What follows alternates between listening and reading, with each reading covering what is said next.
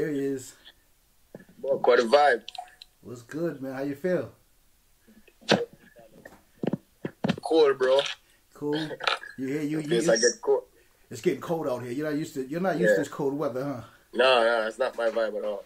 Not my thing now. So yeah, dude.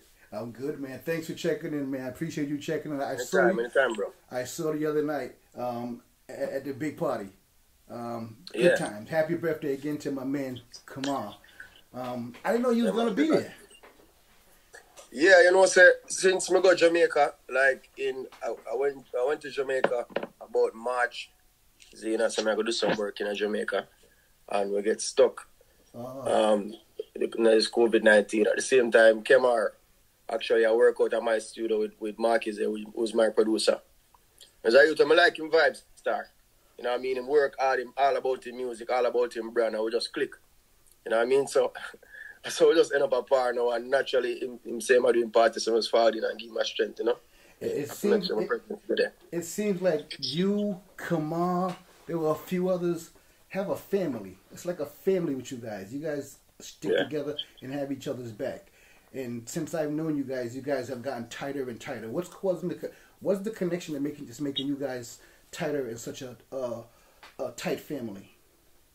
Yo, I wouldn't call it a family yet for me. I think I'd be jumping the gun. Mm-hmm. You know what I mean? Because I just know them. What for me is more energy. Like, them have really good energy about them. I think them a family. When my father, I see them as a unit. Mm-hmm. You know what I mean? Kemar Icon, Track Star, a London Sequence, them have a real family vibes. And I think them have the potential for go far in the music. Yeah. You know what I mean? And me's an energy person. You know, you people know me, I know how my energy stay. I know. You know what I mean? I know. What them use and grab me though is work ethic. Like, it's all about them work. You know what I mean? Time to hold vibe and things. Yeah. Your microphone's going away. I can't hardly hear your microphone. There you go. Yeah, you hear me now? Yeah, I hear you now. Yeah. Yeah, man. I say them all about them work, and I think that's the main thing for me. So I can around some people have good energy, but at the same time, it's no joke when I work time. You know what I mean? So I know. When I met you, I met you years ago. Of course, me doing the radio station, you coming around doing the radio and doing shows and everything. And when I first met you, I looked at you and I can say, okay, it's gonna take a lot for me to get to know him, because you're a very serious person. I said, okay, and you don't easily accept people. And I saw that in your eyes. I said, okay, he doesn't trust a lot of people, so I got to win him over. I got to make him believe that I'm an honest guy. Because it's hard to trust people out the gate when you first meet them. And I saw especially in this biz too, bro. Like, you know, everybody I try to take advantage of somebody. Everybody I try to one up somebody. So, you know what I mean? I'm still learning the hard way since then. So, you know, but life, I think, in life, you know, you learn your lessons, but you still can't put up the guard and keep up the guard all the time. Yeah. And I hope I broke down the guard, because you kept coming back and we kept meeting, and I said, okay, I want to show them that I'm not who some of these people can be. You know, I'm a music guy. I love the music. As an artist, I got to know you, and we created a great chemistry. And I love every time you come back and I see you. No matter where I go, you show me much love. I show you love. Respect every time, man. You know, even if I'm in Jamaica, I was in Jamaica for the Big Buju Banton. And you walked by, and before I saw you, you saw me. You're Buck. And I said, yeah. Yeah, man. Respect, man. Yeah, man. I respect your call, that, you know. That's the name, man, you know. What is it about Hartford? Why do you love Hartford so much? What is it that Hartford has? A lot of Jamaicans love this area. I don't know. For me, I don't know why Jamaicans love this area, but for me, every time I come here, the love just big. You know, and it's been a while. I think the first time I came here, me and Nicky Z, she tried to do a show. The show get Fire Marshal come shut it down. Yeah. Then we tried the next year. Fire Marshal shut it down again. So it took me like 3 tries to actually do a show in a Hartford. So that level of love there, it stands out as one of them places where will definitely show me love and definitely instrumental in my growth and help build my ego too. You know what I mean? Big up to the Hartford community and the whole CT community, the Jamaican community and the Caribbean community, African community. It's crazy. Did you always have the love to perform on stage? Hell no. How did you gain? At what age and what was it that gave you the energy to say, "Wait a minute, I can do this. I'm a bad man. I'm a star." At what moment did you realize? No, I did always feel I'm a star still. You know what I mean? But not necessarily a music star. I always feel like I'm an exceptional person. Like, you know what I mean? Like, me and a regular somebody. So whether it be in school or just being around girls or in sports, man, I always knew that I would be somebody. You know what I mean? But being in front was never my vibe. Never, ever. You probably pick up that the first time you see me. Like, to be in front of the camera and be the center of the room was never my vibe. All me get over it was when we start to realize the impact of Konshens on people and the fact say, oh, this thing bigger than me. Yeah. You know what I mean? And then you tie that with the fact that I actually love music wholeheartedly. And then the fact that this thing pays if I do it right. I'm like, yo, you better do it. You better learn this shit. You know what I mean? Is that feeling of you being special and standing out in the crowd, was that instilled in you from your parents? Did they teach you coming up that you are somebody? No matter what anybody tells you, Konshens, you are somebody. That would be a nice thing to say, but honestly, no. Like, my parents, I think they were more them teach about being humble and you know what I mean, holding it your own and all out. Like, them show me some other things where really helped me build me as an overall person still. Mm-hmm. But the feeling of being exceptional and making sure I'm exceptional was, I don't know where that came from. No. Did your parents want this to be your line of business? Did your parents want this? My parents had no idea. They never knew nothing about this. How you hide that? Because I remember, you know, I like some artists where them can't tell you, yo, from school days, or I used to be in the band, or I used to be in the church, or my father was a singer. That's not my story. I just love music for real as a fan. And then my big brother say, yo, you know, so we turn artists, and I'm like, okay. And then that was it. Boom, we're artists. Yeah. Now, there's got to be one song. You said impact. You when you found it, you had an impact on people's lives. Is there one song that you got on stage and you actually saw the impact that it had on people, and you said, "That's amazing"? That's real song. Yeah, real song. Yeah, keep bad mind out of my heart. Keep negative out of my thought. Wow. No say it easy to pray the wrong way. It was like the first time I go to Europe and like. I toured, not the first time I go to Europe, the first time after releasing that song, when we go to Europe, I like multiple stops, missing people, because I take picture with everybody, you know. Everybody, yeah, I know you do. It's a show done, I know some of their work, and then people are coming to see me, so let's go, get the cameras out. Yeah. So I take a picture of like different people, I show me the tattoo of the lyrics on them hand. Like every city when I go to people, I show me tattoo of lyrics on me, I say, yo, this thing, like at first they're like, yeah man, I'm the man, but then after a while, they go tour bus and they start replay it. I'm like, yo, these people take your words. Not just put your name for shows that they're a Konshens fan or whatever. Them like, have your words where you say. And up on them skin. Yeah. And it's like the same few lines, you know what I mean? And I'm like, yo, this thing big. When you wrote that song, did you ever imagine that people would have tattoos, that they would write the lyrics on their skin? They sacrificed their skin for some words that you took out of thin air, and you wrote them down, and it's on someone for the rest of their life? Never. Like, after a few years of doing music and I see the impact that I had on the ladies, I expected, like, you know, the occasional Konshens tattoo or the sub tattoo or, you know, they might show them love for me or whatever, but the lyrics thing, the lyrics with song, no tattoo on your skin, like, I never ever think about that. So that would be a possibility, or that would even happen, or people that have a song where them say, yo, this is my daily song. Yeah. You know what I mean? And this people start message me and say, yo, this get me through this and get me through that, and you know what I mean? Like, them things that touch me and cut me deeper. Wow.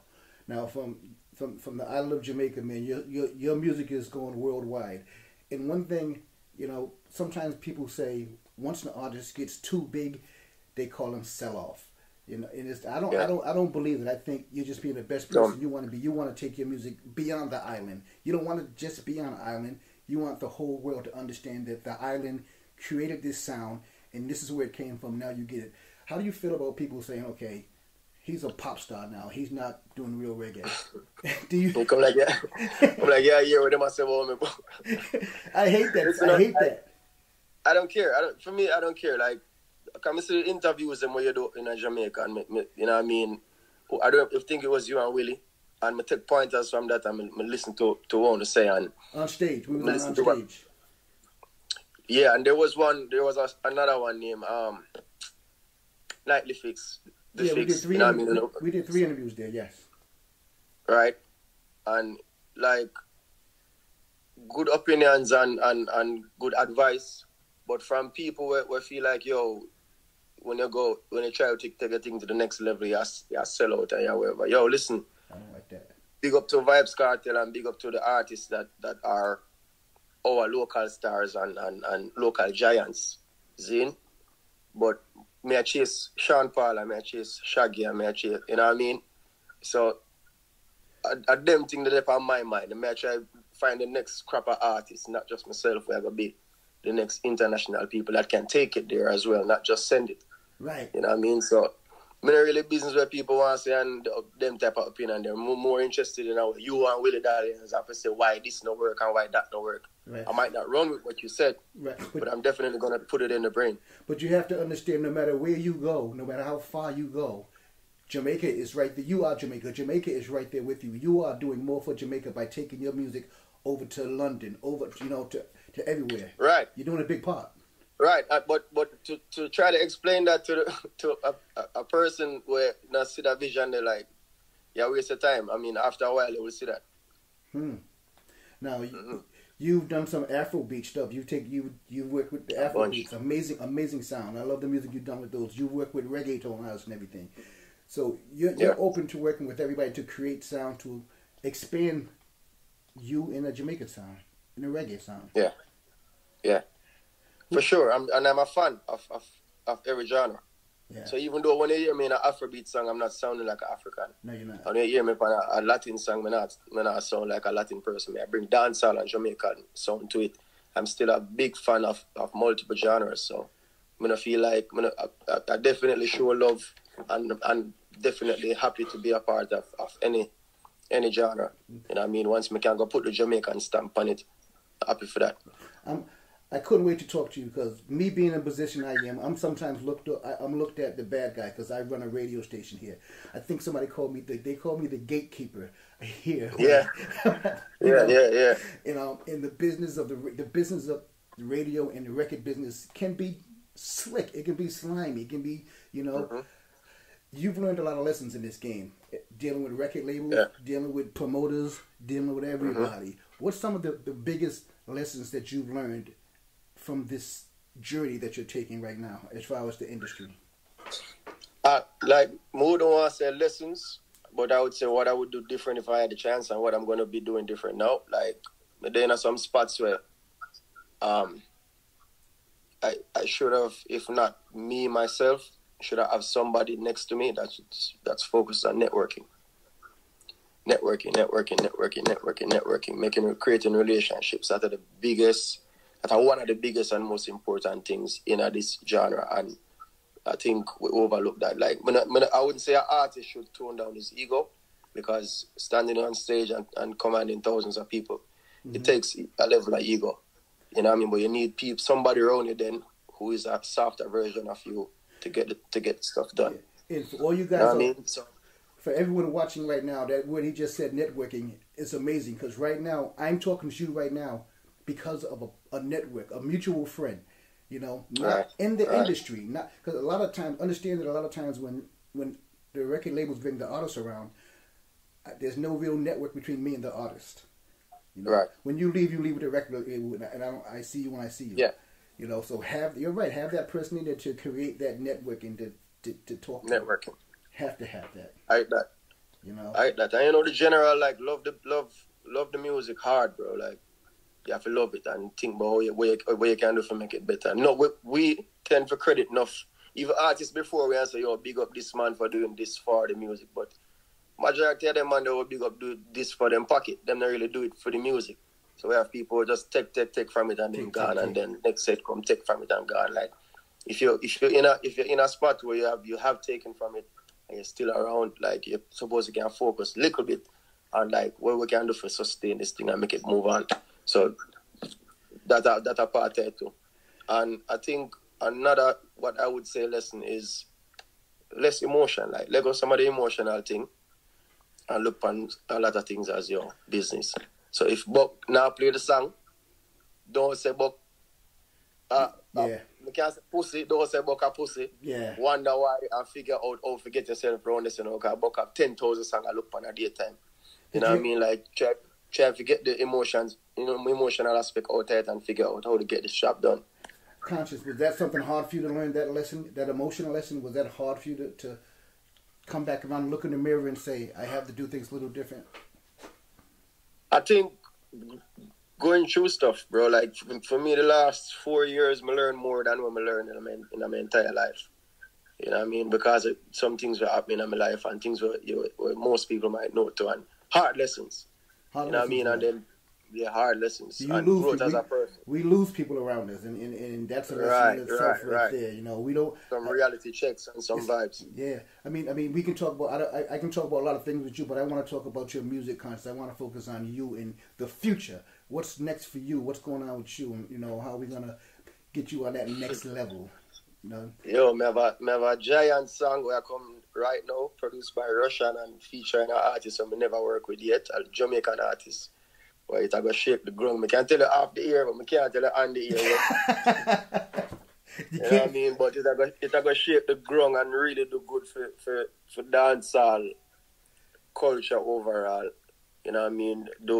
I think Russian do good right now for dance for himself, but him also do good for dancehall music, even with the lighter song that where I move now with Shensi and Taurus. That is dancehall music. You know what I mean? And this next song is dancehall music. I don't want to talk about it too much. Tell me who it is. Come on, Konshens. Tell me who it is. I can't tell you who it is, you know.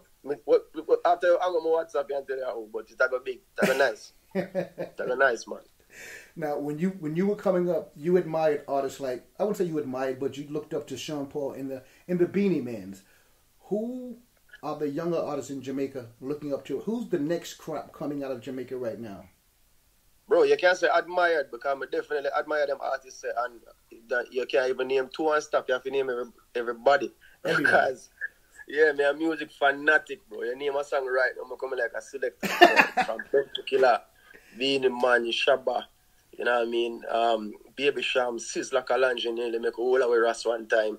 Keep it like, me a fanatic of music, both locally and internationally. All right. Young coming up. I'm going to put you on the spot now. You're top 5. You're top 5. I'm going to give you 5. Damn. What am I saying now? Top 5 dancehall? Top 5 dancehall. Beanie Man, Cartel, Bounty Killer, Sizzla. Alright, watch out now. Them for the Afi night. See? Did you say Shabba? Shabba one? No. Supercat one? No. Oh, okay. What? Got one more. Beanie Man, Bounty Killer, Vibes Cartel, Sizzla Kalanji. Ooh. Zane, that's 4. Yeah. Yo, you see 5. More say Sean Paul and Shaggy.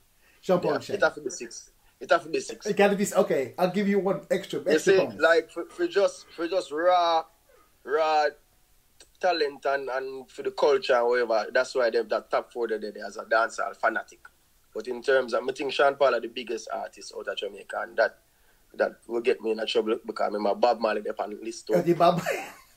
But Sean Paul, me say, are the biggest artist. I see him like a humble man, him. See? So like my list kind of tricky. You can't too follow up my list. Nice. That's a good list right there. You got 6. That's a good one. Yeah. New crop coming up. Youths if you look on right now, definitely Kemar Icon. Definitely. Zane. I think all of the youth them right now have them vibes and them thing as local talent. Mm-hmm. But we definitely see Kemar as international talent. One thing I don't have a problem, but I have you've had your visa at what age? How long have you had your visa?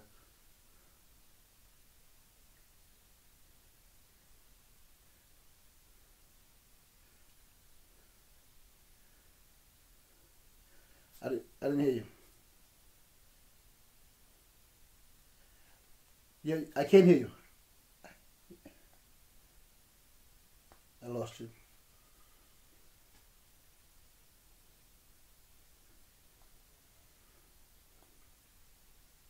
No, I can't hear you. Come back in. I'm gonna click you out and bring you back in. I can't hear you. Hold on. I'm gonna click you back in. We're gonna get him back in here. He's gonna come back. Hold on 1 second. I'm not asking too many hard questions, damn. I'm trying to make this a fun interview for everybody. Make it a good, interesting interview. That's what I'm trying to do.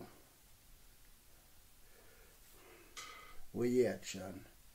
Where you at? Where you at? Where you at? I gotta find him again. Someone tell him to check back in. Nah, you can't. Right there he is, right there. There he is, right there.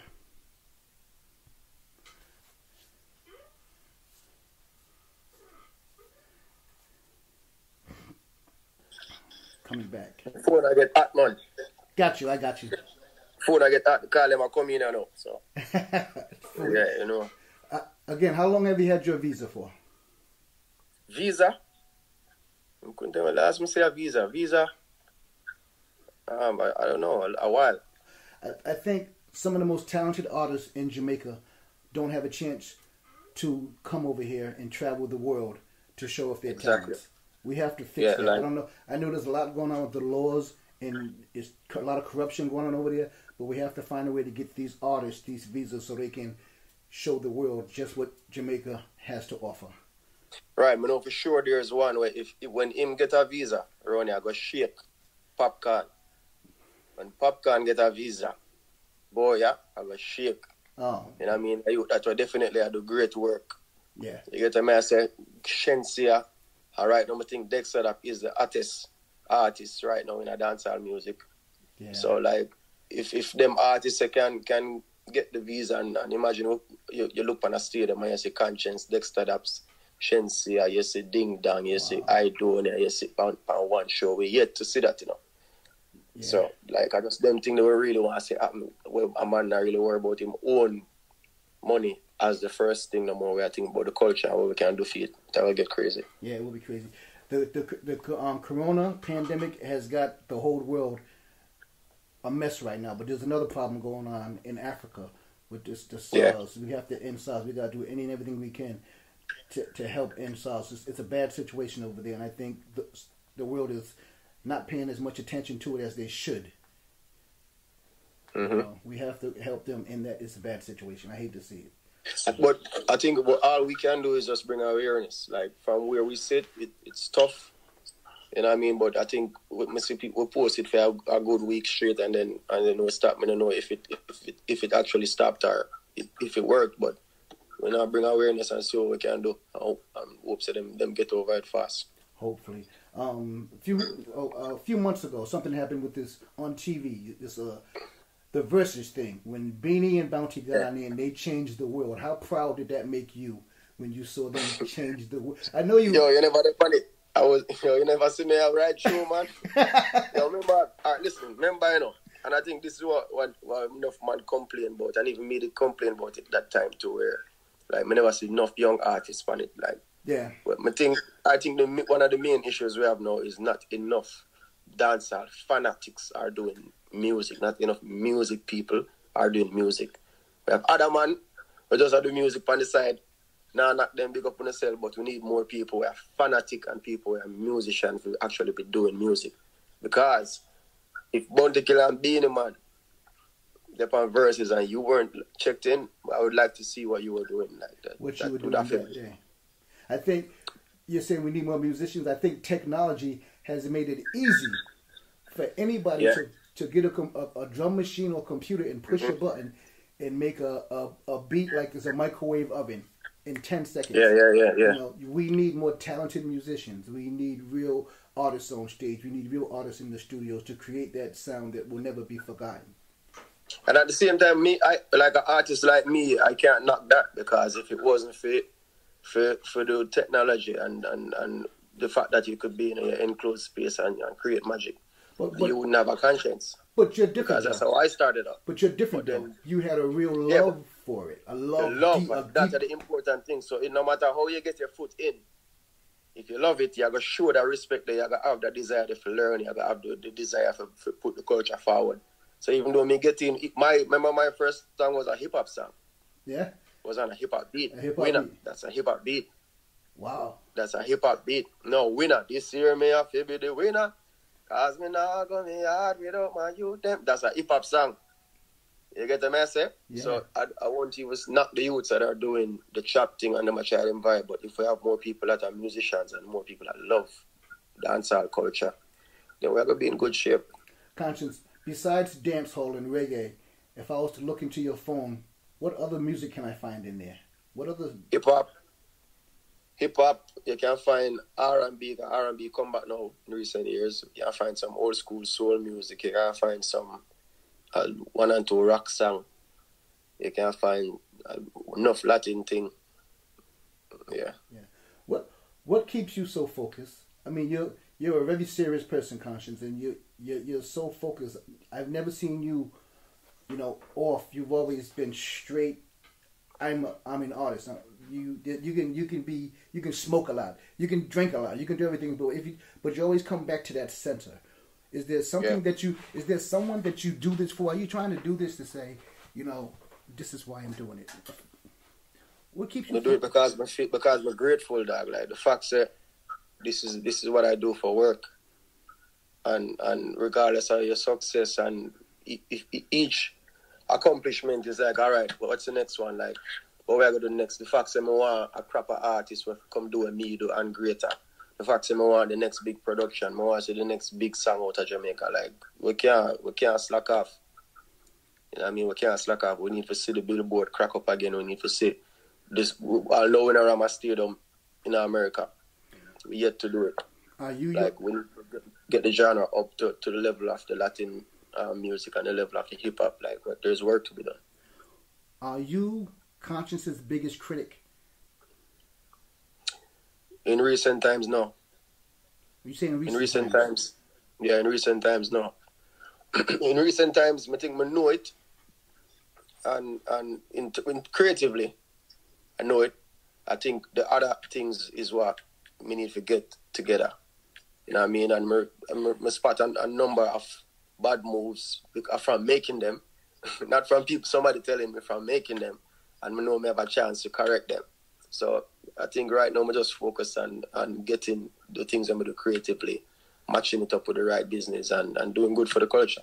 I think one of the hardest things to do, Konshens, is look in the mirror and say, that's my fault. I made a mistake. I'm going to fix that. I'm going to fix myself in here. Some people can't take accountability for someone's mistakes. Yeah. That's the hardest thing to do. Yeah, man. But you're doing it, and your music's coming out. I know you're working with a lot of people. I can't wait for you to come back to Hartford again and do another show when everything opens up. I mean, yeah, man. People asking for a virtual show. Would you ever consider doing a virtual concert?